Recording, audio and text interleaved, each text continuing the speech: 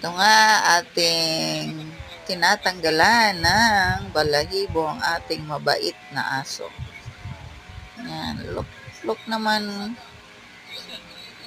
how behave Freedom is. Freedom is the name of the dog. Yan, medyo mapurol na yung ating pang shave, lead na to buy sa Shopee. Yan. Kailangan nating mag face mask kasi ito ay baka pumasok sa ating ilong yung mga small balahibo, mga maliliit na parts ng balahibo niya. Ayan, sarap na sarap.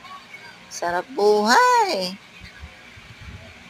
Ayan. Pagkatapos niyan, maganda na ulit. Kaliligo lang kasi kaya tinanggalan natin siya ng mga balahibo dahil pag masyado ng mahaba ay bumabaho na sa bahay dahil 3 po silang aso na kung saan ay ang isa ay 10 years old, itong sinishaven ko ay 2 years old, and the other one is 1 year old. The boy 1. 2 female, yung isa lola na. 11 years na si Hope. Si Delight ay 1 year old. Sa next video natin, papakita natin kung ano silang color. Thank you!